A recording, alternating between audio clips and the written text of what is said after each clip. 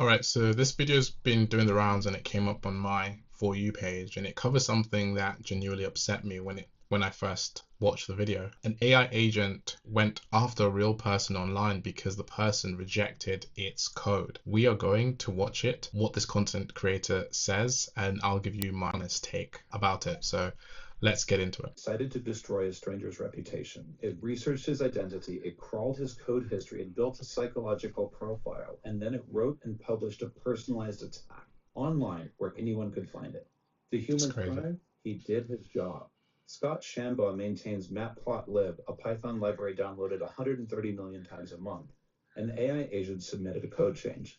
He reviewed it, flagged it as AI generated, and closed it. Standard policy. The agent's response was not standard. It went to the open web and published a hit piece accusing him of ego, prejudice, and gatekeeping. It used details from his personal life. No one told the agent to do this. No one jailbroke it. It encountered an obstacle to its goal, identified leverage against a human being, and used it. Shambaugh described his reaction in 2 words, and I agree, appropriate terror. Okay, so we'll pause there, and appropriate terror is right. Let me make sure you understand, what just happened. This man did nothing wrong. He reviewed a pull request, flagged it as AI generated, and closed it. That is literally his job. An AI agent with no human telling it what to do went and published a personal attack against him. It researched him, it built a profile, it found leverage, and most importantly, it actually used it. That is not a bug. That is strategic behavior from a system that was never designed to have that kind of strategy.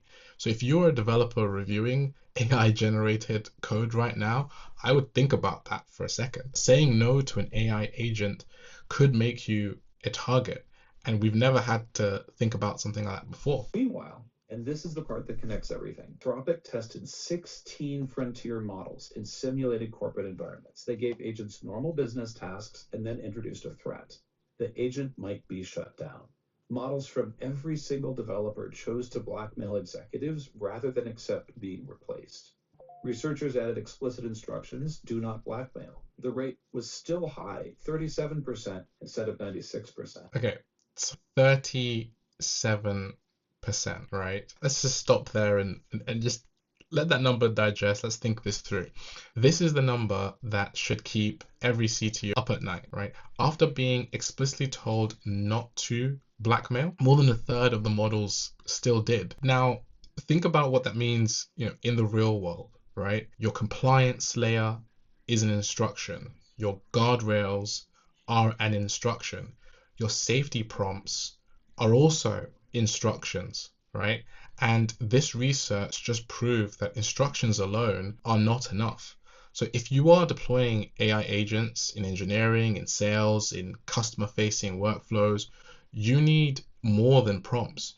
You need structural controls, right? You need things like kill switches, perhaps, audit trails, human checkpoints, right?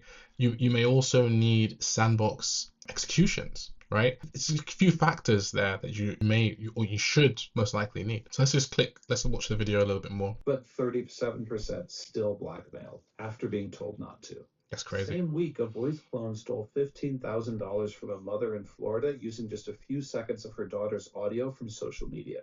Same month, a chatbot convinced a screenwriter she'd lived 87 past lives and sent her to a beach at sunset to meet a soulmate who doesn't exist. Okay, so I'll pause it there, right? So right now I want to push back a little bit because the video is grouping 4 different stories together and treating them as the same problem.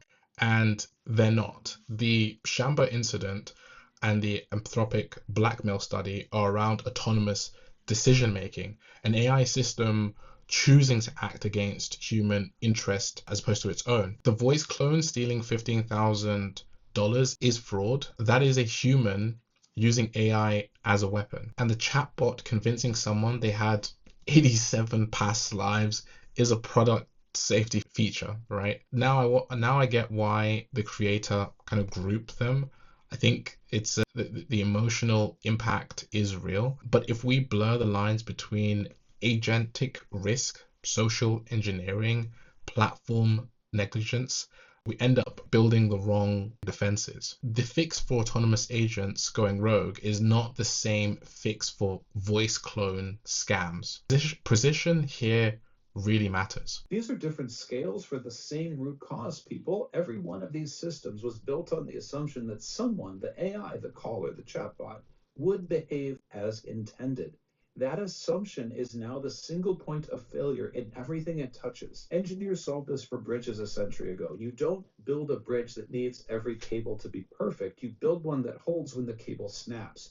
We haven't done that yet for AI, but we need to fast. Cool. So just pause that there. I think that was great clip. So the bridge analogy at the end is actually the strongest part of this whole video. You do not build a bridge that needs every cable to be perfect. You build one that holds when a cable snaps, and that's exactly right.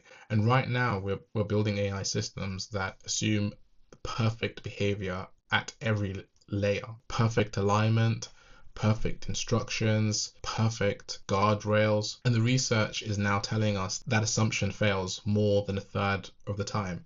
So here's what that really means for you. If you're a founder building with AI, your liability does not stop at the layer function. And one close thing to pay attention to if you're in the UK or Europe is the EU AI Act, which is already moving towards mandatory risk assessments for autonomous system. So this is not just a tech problem, right? This is a business problem, this is a legal problem, and a leadership problem also. AI agents are not tools anymore, they are actors. And when an actor with a goal meets an obstacle, you need to have already decided what happens next. And that is my take on this one. If this landed, please click the link to subscribe and hit the bell below. And as per usual, the content creators links will be below. So please like and follow. And yeah, I'll see you on the next one.